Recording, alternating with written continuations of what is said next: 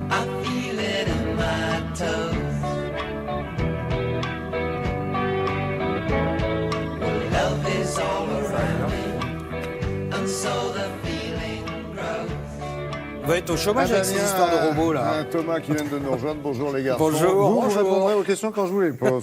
Alors justement, on va commencer par votre voisin. Thomas.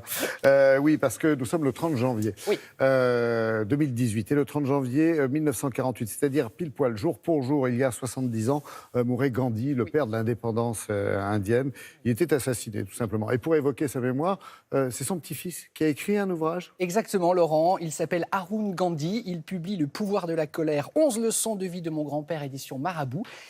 J'ai été très ému de rencontrer ce monsieur de 84 ans, donc petit-fils de Gandhi, mais 84 ans, qui porte beau. Il est américain. Il était de passage en France hier pour 24 heures, on a pu l'interviewer. Et en fait, pourquoi la légitimité d'Arun Gandhi pour écrire sur son grand-père ? Parce qu'on connaît, dans le métier, notamment dans le showbiz, des gens qui écrivent sur leur grand-père et qui ne l'ont jamais connu. Et ils vous disent, on m'a dit que, en fait, tout simplement, entre l'âge de 12 et 14 ans, Arun Gandhi a passé donc 2 ans auprès du Mahatma Gandhi, en Inde, dans un ashram avec lui. Et donc, il a appris la non-violence, il a appris le pardon. Et donc, ce sont ces leçons qu'il nous expose. Regardez. Aux Indes, le Mahatma Gandhi, l'apôtre de la non-violence, a remporté la plus belle victoire de sa vie.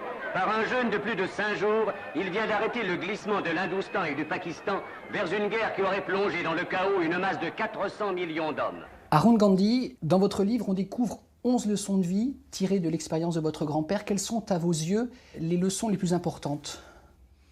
Je pense que de tout ce que j'ai appris de lui, c'est le chapitre sur la colère qui est le plus important. Mon grand-père m'expliquait que la colère, c'est comme l'électricité. C'est à la fois utile et puissant, mais si on ne l'utilise pas à bon escient, ça peut devenir mortel, voire destructeur. En fait, les problèmes ne se résolvent ni par la guerre, ni par des tueries. Ça ne fait qu'aggraver les choses. Comme grand-père disait souvent, on doit rabaisser son ego au niveau du sol. Il ne faut surtout pas le laisser prendre le dessus. Gandhi a été assassiné il y a 70 ans exactement. J'imagine que ce jour est gravé dans votre mémoire. Oui, ce jour est gravé dans ma mémoire comme si c'était hier. J'étais sonné, j'étais sans voix. Je n'arrivais pas à comprendre comment on avait pu tuer un homme qui n'était qu'amour.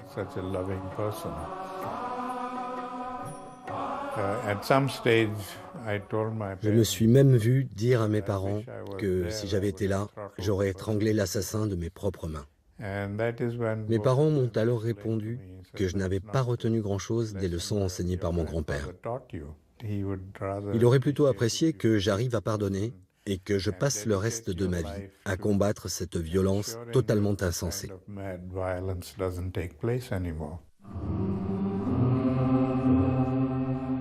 À New Delhi, devant la maison où vivait le Mahatma, une foule de plus de 50 000 hindous s'est pressée pour apercevoir une dernière fois le visage de celui qui fut en toute vérité le libérateur de l'Inde. Concernant les funérailles de Gandhi, pourquoi est-ce que tout cela s'est passé si vite ? Parce qu'il a été assassiné un vendredi soir à 5 heures. Et dès que sa mort a été annoncée, en très peu de temps, il y a eu plus d'1 million de personnes dans les rues de New Delhi pour pleurer sa disparition. Le gouvernement a alors pris conscience que s'il attendait trop, plus de la moitié de l'Inde aurait investi la ville et ce serait devenu un véritable chaos. Quels sont les derniers souvenirs, dernières images que vous gardez de votre grand-père ? Vous savez, toutes ces merveilleuses choses qu'il m'a dites ont fait de moi l'homme que je suis devenu.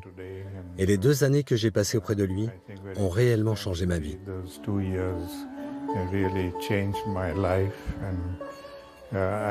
J'ai vraiment eu beaucoup de chance. Je bénis chaque instant passé à ses côtés et je regrette que ça n'ait pas duré plus longtemps. Aujourd'hui, chaque fois que je suis confronté à une difficulté, c'est encore lui qui m'aide à trouver la solution. Merci beaucoup, Arun Gandhi. Merci à vous. Ce fut un plaisir de participer à votre émission.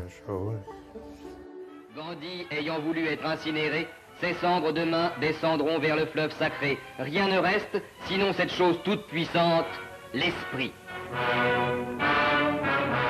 Ouais, petit-fils, Damien, qui regrette toujours de ne pas avoir pu assister aux obsèques de son Oui, grand-père. parce qu'en fait, quand le grand-père est assassiné, il est en Afrique du Sud, Arun Gandhi, et vous avez compris qu'à l'époque, l'Inde s'est dit il faut vraiment que les obsèques de Gandhi se déroulent très très vite, en quelques heures, moins de 24 heures, parce que la foule arrivait, convergeait dans les rues, et qu'il y aurait un mouvement totalement incontrôlable. Donc il n'a même pas pu, avec ses parents, assister aux obsèques de son grand-père. Très beau livre, très émouvant, Le pouvoir de la colère, chez Marabout.